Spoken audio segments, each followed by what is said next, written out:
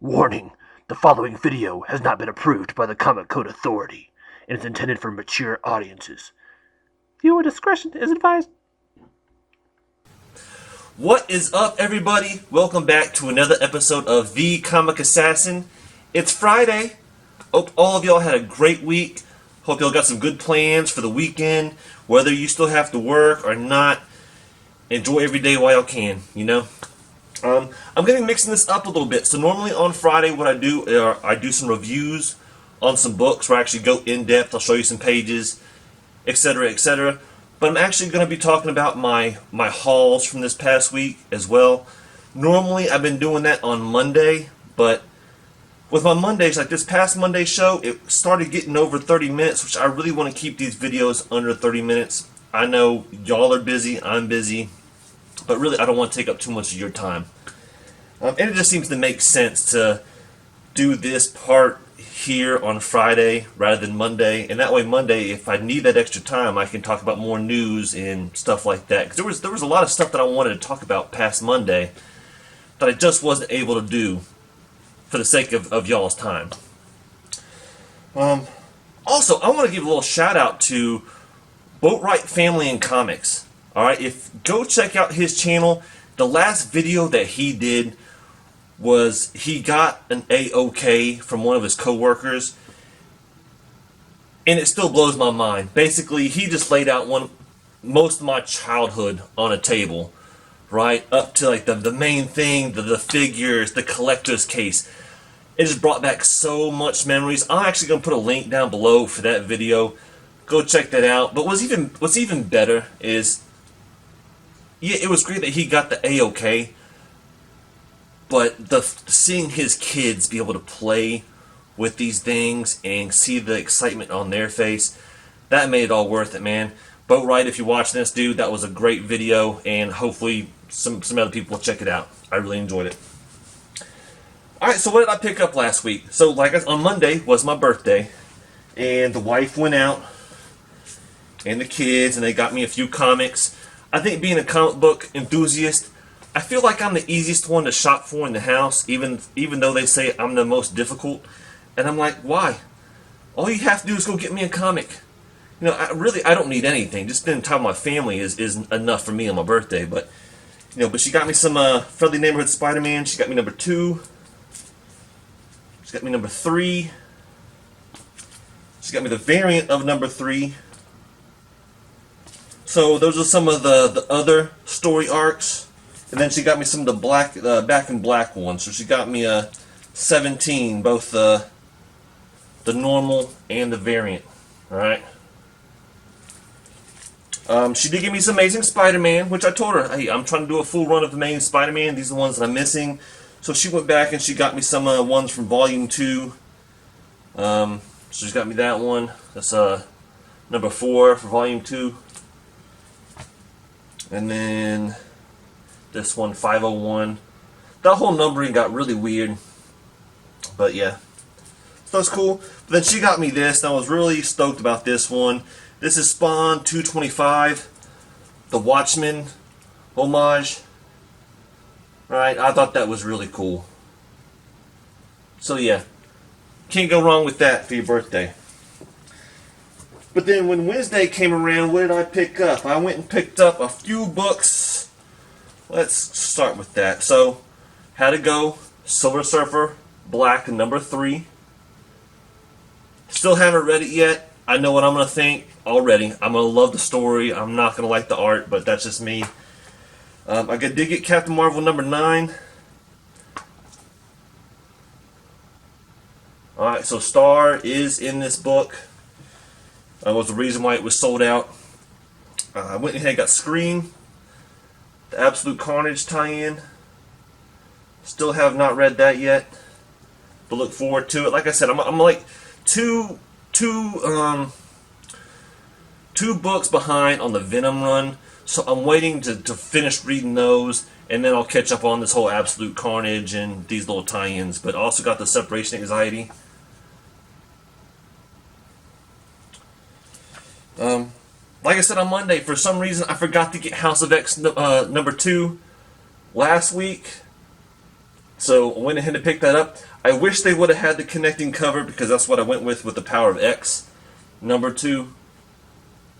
So I really believe if you're wanting cover price, these connecting covers are the way to go. These are the ones that have been selling out online. And honestly, I've really enjoyed the cover art as well. I think that's all I had from Marvel. Oh, I did get this. The Guardians of the Galaxy. What number is this? 23. I know Comic Tom was talking about this book this past week. Got it for $4. And it kind of tied in with the whole thing with Absolute Carnage and some of the stuff that we're talking about. So that's why I picked up that book. Now on to some more of the independents, smaller runs. We have a Punk Mambo #5. Y'all know y'all hear me talk about some Punk Mambo. I love it. This is a great book.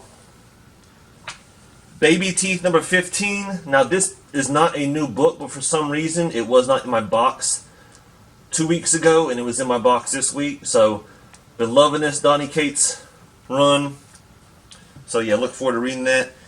And then the 2 books I will be reviewing today. So first off, let's just jump into it. The first one I'm going to be reviewing is Reaver #2. Okay, I reviewed Reaver #1 when it first dropped. There are going to be some minor spoilers because I'm going to open up the book. I'm going to show you some of the stuff that's going on. Kind of lead you through the storyline. I don't read page for page. Really, I just want to give you enough of the plot line that you know what's going on. And if you're one of those people who have not made the decision, hey, I want to pull the trigger on that book or not, now you'll at least know what's going on. Especially with the second book I'm about to show you, it's already sold out. So if you want it, you're going to have to spend a little bit more money for it. But some people like to actually read the book. And if you spend a lot of money on a book and you read it and it's like, man, I really wish I could have saved that money and done something else with it, then that's what the kind of information I'm wanting to give y'all. But Reaver #2, it comes from Image. First one I loved. Basic background story. They're living in this world. There's these all these different little tribes or groups of people. Overall, there's kind of an alliance, but there's still this kind of battle going on between these 2 major groups. One of the groups has a lot of people in this prison, and the thought is, hey, we're going to use some of these prisoners to sneak into this place called the Anvil, which is where the other enemy group is. And basically what's going on at the Anvil is their leader there is sacrificing prisoners daily to make this big bloodbath, and he's using this kind of witchcraft in this bloodbath that gives him the ability to see what's going on. So he's always kind of one leg up in these battles. And this other group kind of finds out what he's doing, and they're trying to put a stop to it. So they come up with this kind of it's been referred to as the Suicide Squad a little bit, because you have your outcasts. You have like a skin eater, a cannibal, a big warrior, a sorcerer, all these different individuals that basically they say, hey, you're going to help us or you're going to die, because you know the foods you just ate, yeah, we poisoned it, and unless you stay with us, we give you the antidote, you're going to help us. So that's where it kind of left you off. So basically, it starts off with, yeah, they're traveling through the snow. They're all kind of bitching, like, hey, where are we going? Like, this is freaking cold, you know? And then they come across, I guess, a chest that they had hidden. And in this chest, it had, like, some of their weapons, but also things like handcuffs and things like that, because the point is for them to look like prisoners when they come up to the Anvil. But there's a lot of dialogue. They're traveling through the snow, and basically they come across, I guess, to this forest, and I forget her name. To me, she's one of the most appealing characters in this book, and this chick right here. She's a skin eater. She's also a little badass. Alright, she really is. But she's like, hey, you're not safe in there, especially at night. We should camp out right here. So that's what they do. They camp out. And there's some dialogue between, some of the main characters. I'll talk about that a little bit more at the very end. But then, so basically they're all kind of prisoners. So there's always the fear that someone's going to run off and leave. Some people are, Just imagine, if I had 5 prisoners were camping, when do you think that someone might try to make a break for it and run? And so when they wake up, the guy thinks that the girl that he was talking to did make a run for it. But it turns out she's scoping out the force, and she's like, hey, we're not alone. And then out of the woods comes this big horde of a group of people. And so now they're battling. So basically, if you got like 5, 6 people battling probably a couple hundred people. And like, oh crap, so the sorcerer does his thing. He kind of creates this big smoke mirror around the place to kind of give him a little more camouflage. And then they wreck shop. All this guy wants to do is fight. Alright, he's part of the group. He's a badass. Anyway, there's a lot of fighting that goes on. And basically, they do what they have to do. They win the battle. The rest of the enemies, they retreat. And then it happens because she takes out the head guy. And so, yeah, it was... And that's pretty much it. That's pretty much how they leave you. So, yeah. I really dug the book. I did not like it as much as I liked the first book, but definitely enough to pick up issue number 3. The problems that I had with the book is, first off, I think the art was still good. To me, it didn't really flow that well. The dialogue kind of got me off a few times. Now, granted, I have to remind myself, we're dealing with people who are in different tribes or groups. They have maybe some different dialect that you have to kind of remember. Like the chick that I really like in this book, she doesn't really speak like normal English. So I have to keep that in mind. But yeah, just some of the dialogue could have flown a little bit more. It seemed definitely more like a filler book. It really didn't help you progress the main story that much, in my eyes. But yeah, it's still definitely worth the read. And that's my review of Reaver number 2. Go check it out. I think it's going to be a pretty badass series when it's all said and done. But with all of these, I usually give them, I give you the first, few issues to make up my mind if I want to keep on buying it. I'm sold for issue number 3 on this one. Now this next one, alright, so check it out. When I did my Monday review, at first when I was going through the list of the comics that were coming out, I was like, man, this is a really weak for indies. And it turns out that first off, I hate the way that Midtown has changed their website when it comes to the new releases. I hate it. Alright? But I scrolled all the way down, and apparently I forgot to click load more. So there's all these different books that I had no idea were coming out. Because otherwise I would have had some different picks for you on Monday. But I'm glad I did, because one of them was Show's End number 1. This is from a Mad Cave comics. I don't think I've ever read a Mad Cave's comic before. My LCS had one. Like I said, I went to my LCS first thing in the morning, and that's the first section I go to is my indies. Because like I said, I know they're only going to have maybe 1, maybe 2 copies of some of these books like this, and they only had 1 copy, and I got it. I love carnival type stuff, freak show type stuff. I really enjoyed the HBO Carnival series, which they screwed us because they did 2 seasons which were great, and then they just quit with no finality, no nothing. But I really enjoyed Carnival. Didn't like American Horror Story, they had a carnival themed series which I really enjoyed. So yeah, who doesn't really like some carnival freak show type of stuff? Excuse me there. But yeah, this was a good book. So basically it starts off where there's this bumpkin old guy, and he's pretty much said that he's left his kid in a cage their whole life, and this carnival guy is about to buy his kid.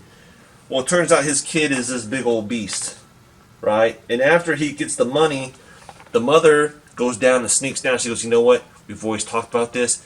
You have to run. Run. Okay? So next thing that you see, and it's 7 months later. This all takes place in like the early 1920, or, yeah, 1928 is when it's set in Georgia. And next thing you know, you see this girl running. She's stealing some apples, and she finds this carnival. She's like, "Oh my god! Like, what is this? Like, it's beautiful to her." But the guy who was chasing her sees her running towards them, and basically, I guess he assumed that she was one of the freaks. So he comes in there, guns a-blazing, shooting, blah blah blah, and basically makes an ass of himself. And then the carnival leader, kind of takes him out, and he's like, what, we didn't steal anything from you. You get your ass out of here. So basically, the carnival leader's like, then hey, we're shutting down. We're moving to the next town tonight.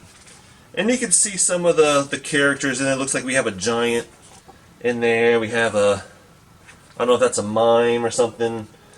Looks kind of clownish. The carnival leader's this really short guy. Anyway, the chick gets locked into one of the boxes when they're moving to the next town. So she, basically, when they're opened up, getting set up for the next carnival, like, oh, there's this little girl in our thing. And the main carnival guy's like, no way, I want nothing to do with some little girl. I don't want to be accused of kidnapping anybody. And she's like, I have no family. And basically there's this mind reader who's like, yeah, she has no family, she's telling the truth, but there's something special about this girl. Don't know what yet, but there's something special. So basically, in the meantime, the guy's like, I'll keep you on. You're going to do dirty jobs. Like, she's doing things like she's cleaning up the manure from, like, the two-headed cow or the two-headed horse. I'm sorry. So she's doing the shit jobs, right? Trying to earn her place. But meanwhile, what's going on is at nighttime, like, the local farmers, like, their livestock is getting slaughtered, whether it be chickens, pigs, like something big is going around and tearing up people's livestock. So this is getting the flame going with the locals, because they're assuming that it has something to do with this freak show. Like, nothing like this has ever happened before. This freak show comes rolling through here, this carnival, and all of a sudden, like, all of our livestock is murdered. So this is kind of where it boils down. There's this Pinhead, this other little cool guy. Anyway, the Pinhead was doing the act when the first guy came in and shot up the place. And she's really taken a liking to the main character, Lorelei. And she's invited her to sleep in her trailer. And the whole time, like, the guy was like, yeah, this Pinhead was left here as an orphan, as a baby. He pretty much took care of her. He's very protective of her. So she's doing this spend the night right here, and she drew her sweet little picture. She can't talk, normal English, but anyway, this group of, what may seem like rednecks come up in here, and they're like, we're not trying to kill them, shoot high, but don't shoot too high, because we really want them to get the message to get out of here. Well, lo and behold, something happens. Alright. Flipsy, the Pinhead, gets shot, and the next thing you know, something big, huge, and angry runs through there and wrecks shop on the guys that are shooting up the carnival. Alright.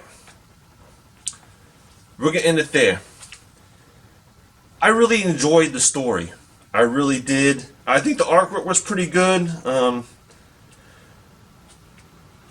Like I said, I enjoyed it. The only thing that I wonder with this book is how do they go on from here? Like, this isn't one that I see being very long term. And I don't know if this is a limited series or not off the top of my head. But yeah, it seems like this in itself was a story. It could have been a one-shot, one-and-done maybe type of thing if they add just a few more panels in. But yeah, I'll be interested to see where they go from here. Like, so basically this chick does have a big strength to her. Are they going to try to monetize that through the carnival? Are they going to try to protect this girl? At the same time, it's because of this girl that there's already been murder within their own community.